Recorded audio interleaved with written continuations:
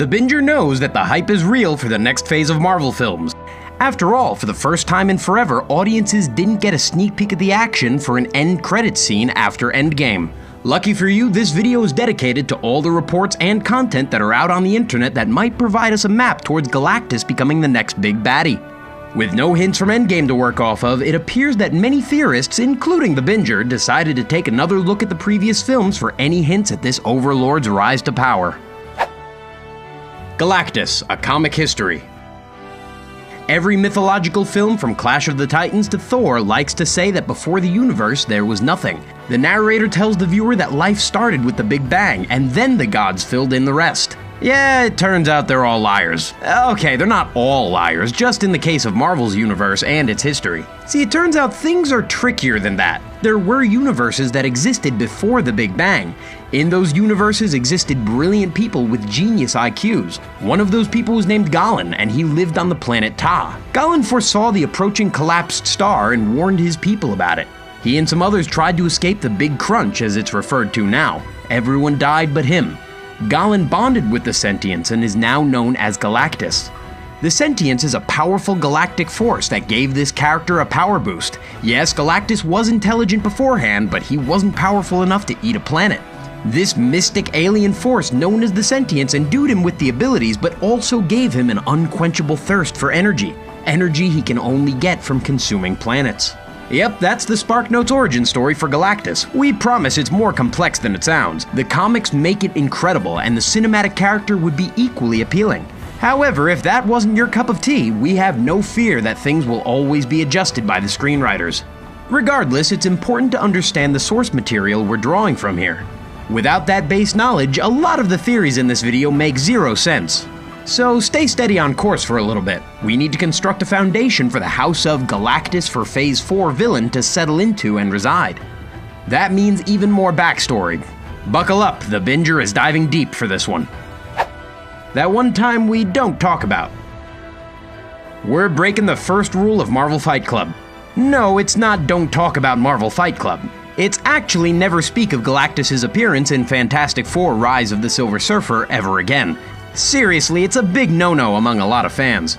Now, some of you watching might have even seen the Fantastic Four sequel. You're going over the plot points, thinking of all your, favorite moments. Heck, some of you even think you remember what scene Galactus appeared in, but you can't be sure.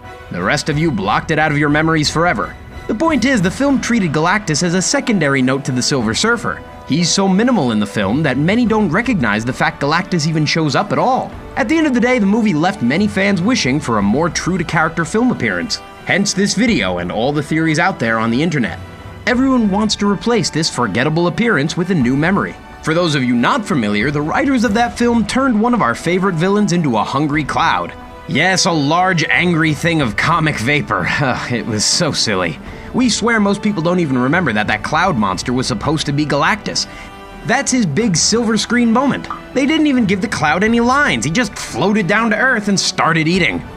It's a tragedy in the Marvel cinematic history. So as we go through these theories, keep that in mind. Some viewers might not like these ideas. However, keep it in perspective. None of them involve turning him into a giant storm cloud, so they're already better than the alternative. New Horizons in Phase 4. So, we've been through our Planet Eater's comic and cinematic history. Good for you, we're almost through the basic stuff. Now all we need to do is set the scene, because like any good story, it's all about giving the character a world to live in effectively. So what world are we trying to introduce this galactic force into? Well, for starters, this entry and the rest of the video include some Endgame spoilers, so yeah, keep that in mind. Endgame is a big part of what makes all these theories work. A lot of the ideas we're about to talk about involve the Infinity Stones and the way they were used. For those not aware, our heroes were left with a lot of decisions to make as the credits rolled. Basically, every Avenger is gone now in some way or another. Earth is missing a team of its mightiest heroes. Characters need to step up. In the meantime, villains are seeing a chance to pounce on the opportunity. The possibility for multiple parallel universes only complicates things further. The main players and heavy hitters are retiring or dying. It's time for fresh faces, and they'll be responsible for picking up the mess that the time heist left. This situation is what we're dumping Galactus into with all of these theories. Keep that in mind.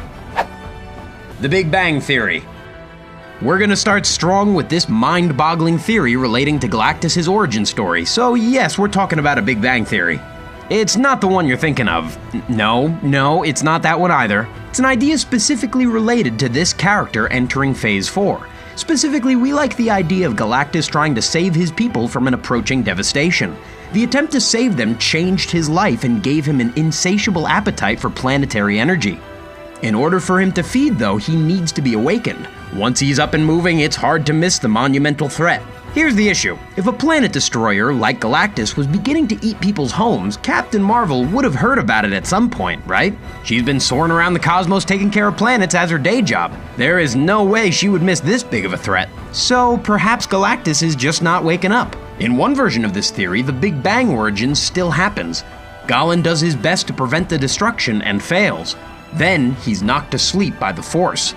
However, the snapping done by Thanos ends up waking him from his slumber due to the cosmic energy it exerts. It's almost on the scale of the Big Bang. Another version makes the snap more complicated. Instead of just erasing half of the universe's population, the snap also creates that exact Big Bang event that Gallen tries to save his home from in his origin story. Somehow, the scientist on the planet Ta foresaw the snapping. Gallen is one of them and tries to flee from the Force. It catches up and wipes his crew and sends him off into a star that gives him the sentience power-up. Either way, the snap plays a big part in bringing the Big Bang memories back into Galactus' head in this theory. It would explain why we haven't seen him until this point. Change of heart theory. Alright, this one is super similar to the theory we just went over. It's definitely tied back into the snap and its relation to this villain's origin. It makes sense that the two would be tied together. Not even Thanos can predict the full consequences of his actions. He was destined to snap his fingers, but that didn't mean his action was thought all the way through to the endgame. For instance, he never saw time travel coming, so he probably didn't see this theory coming. It goes like this. Galactus is now embedded with his newfound powers. He isn't happy, he is mourning. However, he's also hungry. He discovers slowly that the energy of planets sustains him. He makes a rule though, no destroying inhabited planets. For some versions of this story, this is truly the case. Galactus is a reluctant planet devourer at first. The idea means he needs to change course at some point. He likely gets hungrier and hungrier as the decades go by slowly. One day he notices all those bustling planets only have half their population now. Suddenly, what seems like such a vile thing can be justified. The snap gives him a way to view life as a fickle part of the universe. Thanos changes Galactus' outlook and our star is born. Power levels and no stones. Okay, we're just gonna say it. Captain Marvel is super powerful. Like she's the Superman of the Marvel Universe. It's not a bad thing. All it means is the bar is set a little higher. No one takes a punch from Thanos without raising the stakes higher for the next phase. The writers need the threat level to increase now that they have this strong of a character running around the galaxy. On top of that, it's important to recall an aspect of the Infinity Gems that keeps going overlooked. The Mind Stone, Time Stone, and Power Stone all help stop important villains in some way or another. Where would these heroes be without the Infinity Stones? They'd be up a creek without a paddle. The stones are gone now. The power level increase is justified. If bad stuff enters the world when the stones aren't returned to their proper spot in the timeline, then the same logic applies here. Thanos destroyed these characters' best defense. It's time for forces like Galactus to capitalize and give Captain Marvel's power level a run for its money. He's the next logical step in the timeline when you consider all the powerful cosmic villains. He is the Power Stone. Whew, alright, hopefully nothing seems impossible at this point. If you're not convinced, then this might be the theory that hooks you in. YouTuber The Cosmic Wonder came up with this theory and needs the bulk of the credit. It's great, but the Binger can't take the applause for the ingenious here. So take yourself back to the first Guardians of the Galaxy. The team is sitting in the Collector's room discussing the origin of the Infinity Stones. During the discussion, the Collector refers to the gem as remnants of space before the Big Bang. Bingo, that's the buzzword for this video. Ladies and gentlemen, we've got a match. It's certainly possible that the remnant of a time before this known universe is actually Galactus and his power trapped inside the Power Stone. Let's look at some more contextual clues. First off, there's the color of the stone. It feels pretty obvious, but we're gonna state it anyways. They're both purple. It's weak, but hey, it makes sense. Also, the stone is described as devouring and destroying planets. Not many energies in space are known for that trait. It makes sense that the Power Stone might hold the powers of Galactus that helps the user devour worlds. Lastly, recall the fight between Thanos and Captain Marvel in Endgame. He needs to get her ungrappled. He doesn't reach for the Mind Stone or the Space Stone, they're too weak against her. He goes for the Power Stone. We need a villain stronger than Captain Marvel. The fact that Thanos uses the Power Stone to knock her down only feeds the fire. For all we know, the theory could keep going. Perhaps all the stones were a combination of Galactus's power. Destroying them all unleashed him back on the universe. It's certainly possible. Regardless, viewers didn't see Thanos destroy them. Matter cannot be created nor destroyed, it needs to go somewhere. All of it is likely drawn back into the sentience.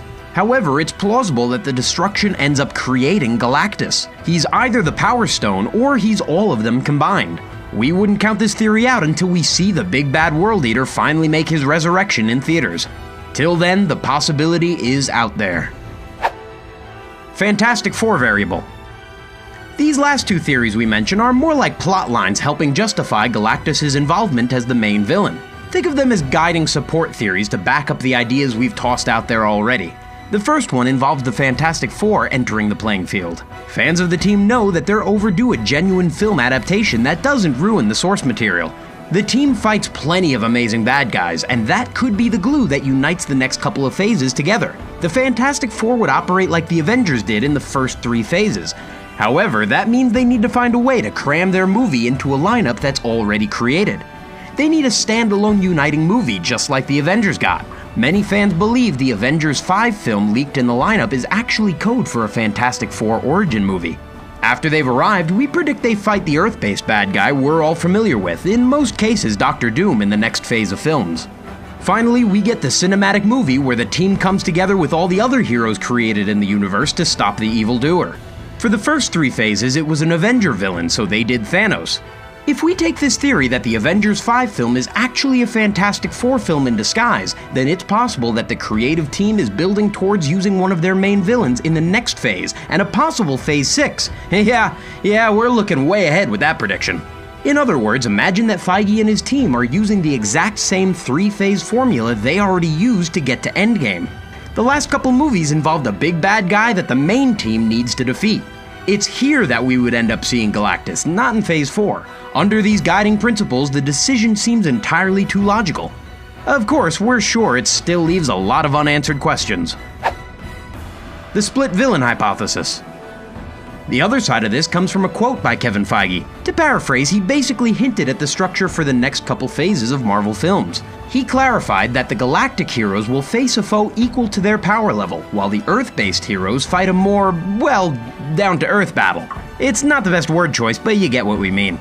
Basically, the hero rosters and the villain rosters are divided into 2 settings. On the same hand, the galactic heroes will need to face a villain equal to their power level. Now, it's great in theory, but there's only one issue. Galactus can't be taken down by either team individually.